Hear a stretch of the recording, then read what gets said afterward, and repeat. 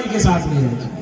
एक लोगों की नहीं, आज हम कितने लोगों की यही स्थिति देखने को मिलती है। बच्चे अपने माता पिता के साथ नहीं रहते हैं, एकल परिवार। और इतना ही नहीं, मैं लोगों से कहता हूं, इसके आगे की जो एक विभत्स स्थिति और निर्माण हो रही संस्कारों के अभाव में, परिवार टूट रहे हैं और वृद्धाश्रमों की संख्या बढ़ रही है। कभी मैंने पहले वृद्धाश्रम नहीं देखे थे, आज आपको कोई भी जिला नहीं मिलेगा जहां आपको वृद्धाश्रम देखने को न मिल जाए। बच्चे माता पिता को जाकर के वृद्धाश्रम में छोड़ रहे हैं। इससे और खराब स्थिति हमारी क्या होगी? तो परिवारों के संस्कार, इसका कारण परिवारों के संस्कारों का अभाव। हमने अपने परिवार से, परिवार के संस्कार के हमारे दो केंद्र हैं, दो सेंटर हैं। एक घर है, माता पिता है, दूसरा उसका स्कूल है। हमने घर से उनको परिवार में संस्कार दिए नहीं, बच्चों पे समय दिया नहीं। स्कूल उनके मिशनरी के स्कूल हैं, कॉन्वेंट एजुकेशन है, वहां से संस्कार मिले नहीं, तो फिर आगे होगा क्या? आज हम बच्चों के साथ, परिवार के साथ हम मिलना बैठना भी नहीं हो पाता है।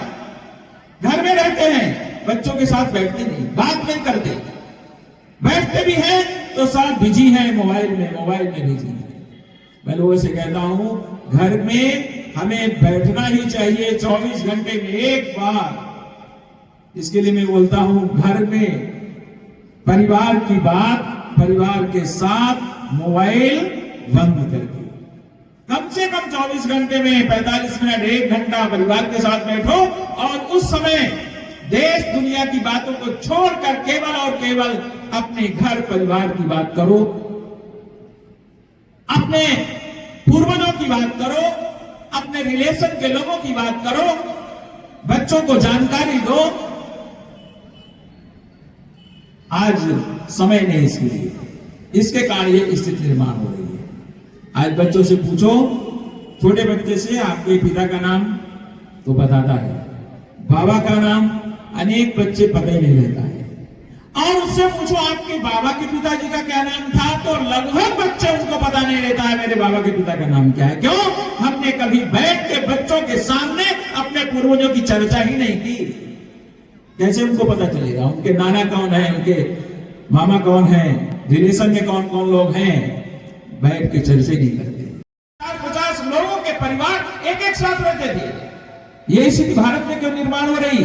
भारत में परिवार क्यों टूट रहे हैं? यहाँ एकल परिवार की दिशा में क्यों जा रहे हैं? यहाँ अकेला बेटा अलग क्यों रह रहा है? यहाँ अपने माता पिता को बच्चे वृद्धाश्रम में क्यों छोड़ रहे हैं?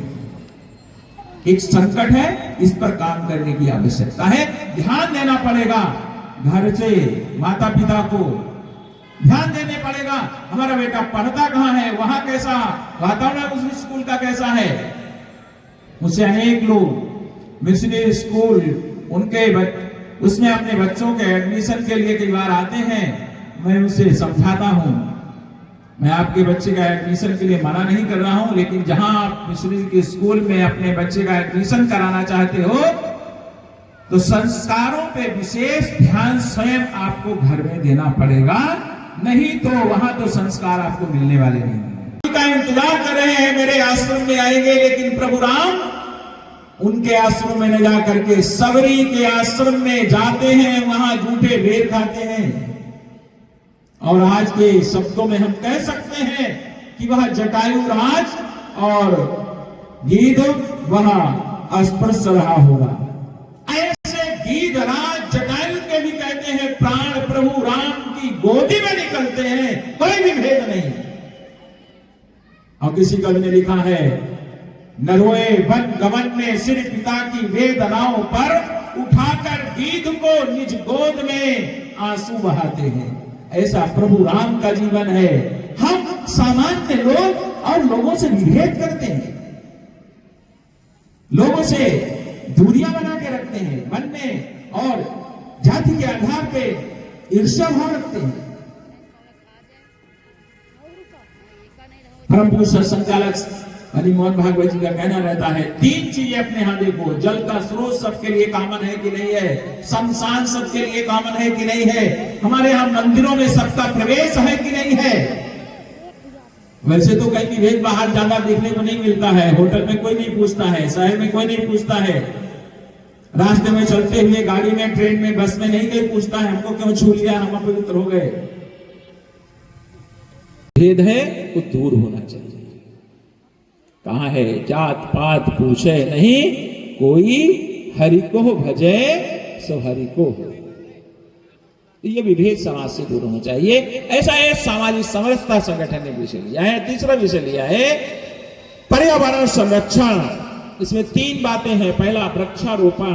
हम पेड़ों को काट रहे हैं, जंगल समाप्त हो रहे हैं, और जिसका परिणाम है हर वर्ष टेम्परेचर बढ़ रहा है, जिसके कारण ग्लेशियर खिसक रहे हैं, और बढ़ते हुए टेम्परेचर के कारण प्रति वर्ष जो लोगों की जो मृत्यु हो रही है, किसी बीमारी से नहीं हो रही है, इस बढ़ते हुए टेम्परेचर के कारण, हीट वेव के कारण हो रही है। क्या हम अपने जीवन में वृक्षारोपण, हमारे घर में बच्चे का जन्मदिन है, चलो उसके द्वारा एक पेड़ लगाएंगे, सभी लोग इस दिशा में अगर प्रयत्न करेंगे तो निश्चित रूप से ये समस्या से हम बच पाएंगे। जल का संकट है, वाटर लेवल डाउन हो रहा है। मेरे बचपन में मैंने देखा 5-7 फुट पे, 10 फुट पे वाटर लेवल मिलता था। सिंचाई के लिए समरसेबल लगाते थे, 5-7-10 फुट पे वाटर लेवल, बरसात जब होती थी।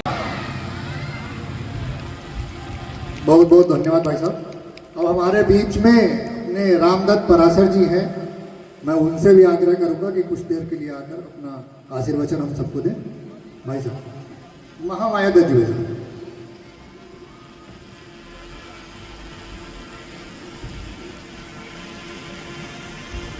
श्रीहरिः उत्तरं यत्समुद्रस्य हिमाद्रेश्चैव दक्षिणं वर्षं तद्भारतं नाम भारती यत्र संततिः। मंच पर उपस्थित श्रीमान कौशल जी भाई साहब, श्रीमान श्रवण जी भाई साहब, श्रीमती गीता देवी जी बहन जी, एवं सामने उपस्थित समस्त मातृशक्तियां, भाई बंधु, माता की, भारत माता की जय श्री राम, जय श्री राम। नमः पार्वती पतये, हर हर महादेव। इस काकोरी की धरती को मैं प्रणाम करते हुए और इस हिंदू सम्मेलन